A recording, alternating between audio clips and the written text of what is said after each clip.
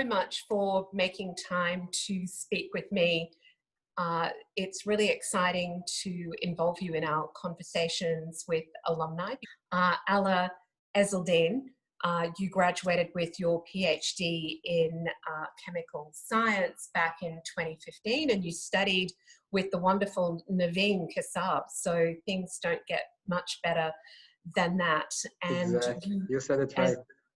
Did you grow up in Lebanon? Is Lebanon home? Yes, yes. I grew up in Lebanon. All my life I was living in Lebanon. I went to school and university. I did some traveling for sure. I lived some time abroad, but it was part of internships and other opportunities, but never I had studied abroad except for KAUST. So Exactly. I really wanted to talk with you because so many of our students, so many of our upcoming graduates are very interested in careers in consulting. I mean, how do you describe your career? Do you say you're a consultant? Do you say you're a chemical scientist, a chemical engineer? So I am a chemical expert, definitely, with a strategy consulting experience. So I do have the chemical knowledge required for me to conduct research and work, business research and business work related to the industry, and not necessarily the chemical industry, any manufacturing industry. What was your decision making prior to that in coming to KAUST? So before I even applied to KAUST, I had at least 10 applications with Aramco and 3 with SABIC. And for sure I got rejection because I lacked the skills, I lacked the knowledge, I did not have the experience, so many other reasons. But still, I was able to identify potential employers in the kingdom.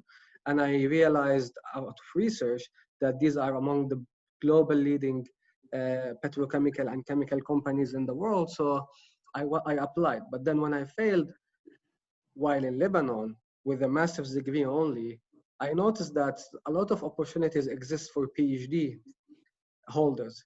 So I thought that being at KAUST, in proximity to these big manufacturers and big companies, in addition to having a PhD, should give me a good profile and a better opportunity or better successing opportunity to join such big companies. That was the main drive.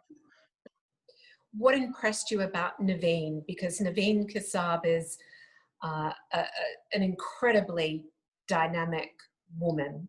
I remember Niveen came to the American University of Beirut and she gave a pitch with someone either called Adam or Jamal, I don't remember, long time ago, 2009, I think, 2010 or 2009.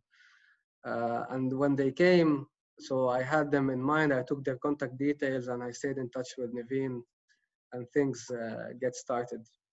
Because I spent lifetime with Niveen. I spent 3.5 years, very intense between research and work, colleagues as work. She was an amazing person in terms of an advisor, a PI, and in terms of a colleague, and even in terms of a friend. She's one of the people that I feel very lucky to be working with or to have worked with. Talk to us about that 3.5 years you had at KAUST. So with a really big smile, I tell you this, Lee, it will take me 3.5 years to tell you what I did in 3.5 years, I swear. The amount of things I did, I mean, when I speak about KAUST, every time there is a new story, every time there's a new memory. It was amazing. I came to KAUST and everything was literally unreal. Like everywhere I look, everything I see was nothing compared to what I heard about. And I really liked it, the facility, the research and all. I think if you have the intentions to have fun at KAUST, there is no way on earth that you don't have fun. It's all about what you want to do. I spent a lot of time doing sports. And when I say sports, I don't mean lifting weights and going to the gym 5 hours a day. No, no, no. I used to run. I used to dive. I used to play golf.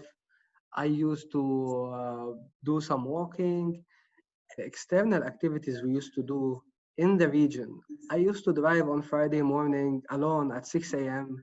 to the economic city.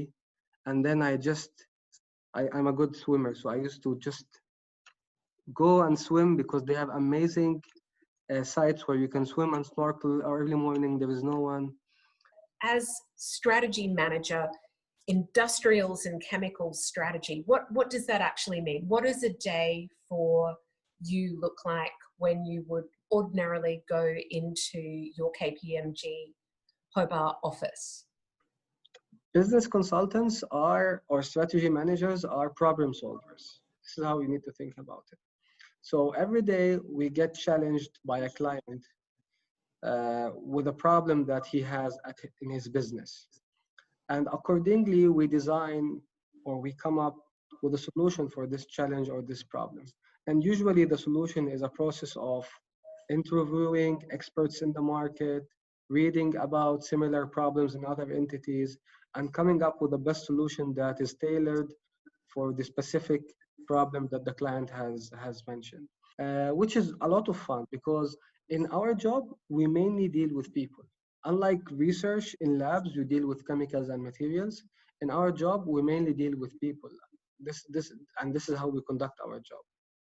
So it's very normal for us to go to Dubai or back in time to Qatar. I go a lot to Kuwait. This is almost on monthly basis. You get to meet with people, and sometimes your client is in Dubai, but his business is in Saudi Arabia, or the other way around. So in that sense, in my work scope and in my corporate, it's mainly within the GCCs. And with everything that we're going through right now with COVID-19 and the clients that you work with and your work, is there going to be a higher demand for your services? Yes. So as we speak right now, the demand is not there.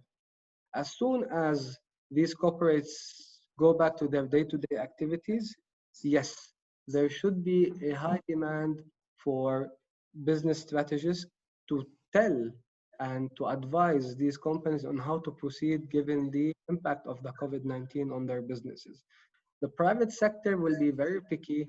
The public sector is less in that sense. So the public sector, the ministries in the kingdom here are highly active. Even within the current situation, we are dealing with the ministries on daily basis on how to actually combat the impact of the COVID-19, on how to come up with solutions. Right. Well, if I was somebody about to graduate this spring, so next month, with my PhD from KAUST, yes, and really had been planning and trying to get a job in the consulting sector, doing what you're doing, yes. What would your advice to me be?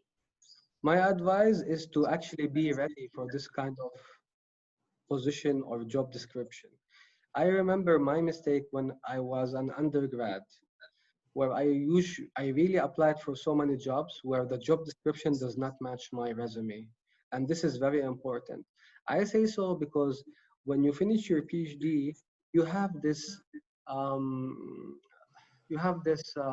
perception that since you got the PhD, you know everything. It's really not true. I myself didn't know a lot before joining the consulting industry. I had to read one very important book. I have to go through 9 interviews for my first job as consulting, and I had to actually take a job where I am the first entry-level job in the company. So it's a very gradual process where the student has to be ready.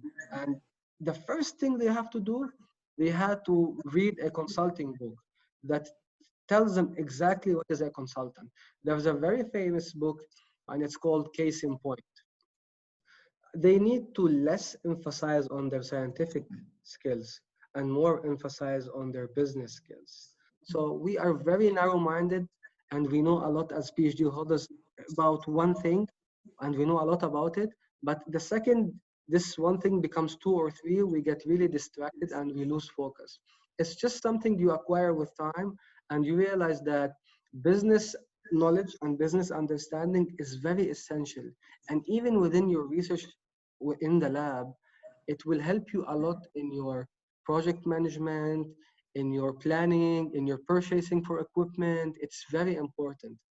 Alaa, thank you so much for your Thank you. time today and for our conversation, and good to Thank meet you. you. Thank you, and thank you for the team, and hopefully we get to meet soon. Thank you so much.